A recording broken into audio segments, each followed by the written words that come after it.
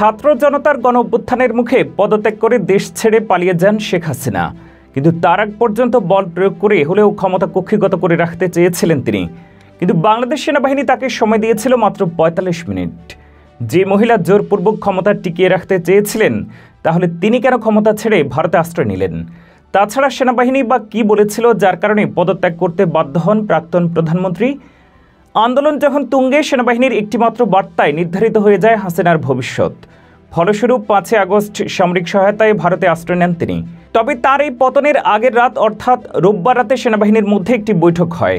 এই অনলাইন বৈঠকে সেনাপ্রধান ছাড়াও ছিলেন অন্য সামরিক কর্মকর্তারা। সেখানে সিদ্ধান্ত হয় যে সারা দেশে কারফিউ জারি করা হলেও সাধারণ মানুষের উপরে চড়াও হবেন না সেনা সদস্যরা। সংবাদ মাধ্যম রয়টার্সের এক রিপোর্টে বিষয়টি বিস্তারিত উঠে এসেছে। রিপোর্টে বলা হয়েছে, দেশ ছাড়ার আগের রাতে জেনারেলদের নিয়ে বৈঠক করেন সেনাপ্রধান জেনারেল ওয়াকরুজ্জামান। ওই বৈঠকে কারফিউ বলবৎ রাখতে সেনারা বেসামরিক লোকদের উপরে হামলা করবেন না বলে সিদ্ধান্ত নেন। রাতে বৈঠকের পর সকালে শেখ হাসিনার সরকারি বাসভবন গণভবনে যান সেনাপ্রধান জেনারেল ওয়াকরুজ্জামান। তিনি শেখ হাসিনাকে জানান, দেশ জুড়ে জারি করা কারফিউ বাস্তবায়নে সেনারা অপারগতা প্রকাশ করেছে। সেনাপ্রধানের বার্তায় সাফ জানিয়ে দেওয়া হয় যে শেখ হাসিনার প্রতি আর সেনাবাহিনীর সমর্থন নেই। শেখ হাসিনার কাছে দেওয়া বার্তা এবং ঊর্ধ্বতন সামরিক কর্মকর্তাদের মধ্যকার অনলাইন বৈঠকের বিস্তারিত আগে প্রকাশিত হয়নি। তবে ওই বৈঠকের বার্তায় সেনাবাহিনীর সমর্থন হারানোর বিষয়টি স্পষ্ট হয়ে যায়। ঘটনার এই বিবরণ থেকে জানা বোঝা যায়, গত ১৫ বছরের শাসনামলে ভিন্নমত খুব কমই সহ্য করেছেন শেখ হাসিনা। সোমবার তিনি ভারতে পালিয়ে যাওয়ার মাধ্যমে তার বিশৃঙ্খল শাসনকাল আকস্মিকভাবে শেষ হয়ে যায়। গত রোববার আন্দোলনকারীদের সঙ্গে দেশব্যাপী সর্বোচ্চ সংঘর্ষ হয়।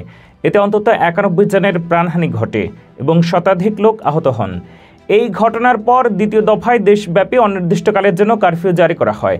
গত জুলাই মাসে শুরু হওয়া বিক্ষোভের সবচেয়ে প্রাণঘাতী দিন ছিল এটি। হাসিনার পুত্র জয় বলেন, একদিন আগে শেখ হাসিনা সিদ্ধান্ত নিয়েছিলেন।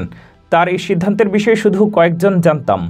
তিনি পদত্যাগ করার ঘোষণা দেবেন এবং সংবিধান অনুযায়ী ক্ষমতা হস্তান্তর করার পরিকল্পনা করেছিলেন। জনগণ গণভবনের দিকে অগ্রসর হলে আমরা ভয়ে বললাম, আর সময় নেই, তোমাকে এখনই বের হয়ে যেতে হবে। সরকারি চাকরিতে কোটা সংস্কার ইস্যুতে এই আন্দোলনের সূত্রপাত হয়। এরপর এই আন্দোলনে দ্রুত হাসিনাকে ক্ষমতাচ্যুত করার আন্দোলনে রূপ নেয়। আন্দোলনের মধ্যে শেখ হাসিনার প্রতি সমর্থন প্রত্যাহারের বিষয়ে নিজের সিদ্ধান্ত নিয়ে প্রকাশ্যে কোনো ব্যাখ্যা দেননি সেনাপ্রধান। সেনাবাহিনীর ৩ জন সাবেক জ্যেষ্ঠ কর্মকর্তা বার্তা সংস্থা রয়টার্সকে বলেন, বিক্ষোভের মাত্রা এবং কমপক্ষে ২৪১ জন নিহত হওয়ার কারণে যে কোনো মূল্যে হাসিনাকে সমর্থন করা যায় না। সেনাপ্রধান জেনারেল ওয়াকরুজ্জামান বৈবাহিক সূত্রে হাসিনার আত্মীয়। গত শনিবার শেখ হাসিনার প্রতি তার সমর্থন নড়বড়ে হওয়ার লক্ষণ দেখা দেয়। এরপর গত সোমবার কারফিউ অমান্য করে অবসরপ্রাপ্ত সেনা কর্মকর্তারা রাস্তা নেমেছিলেন। তাদের মধ্যে অবসরপ্রাপ্ত ব্রিগেডিয়ার জেনারেল মোহাম্মদ শাহিদুল আনাম খানও ছিলেন। তিনি বলেন, সেনাবাহিনী আমাদের বাধা দেয়নি। তিনি যা অঙ্গীকার করেছিলেন সেনাবাহিনী তা করেছে। দেশব্যাপী অনির্দিষ্টকালের কারফিউর ঘোষণার প্রথম দিন গত সোমবার গণভবনের ভেতরে ছিলেন শেখ হাসিনা।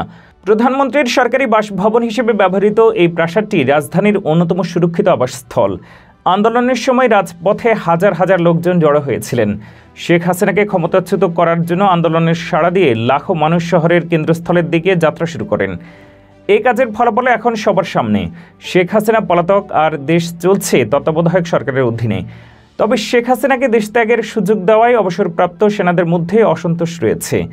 অবসরপ্রাপ্ত ব্রিগেডিয়ার জেনারেল মোহাম্মদ শাহিদুল আনাম খান বলেন, আমি ব্যক্তিগতভাবে মনে করি তাকে নিরাপদে চলে যেতে দেওয়া উচিত ছিল না।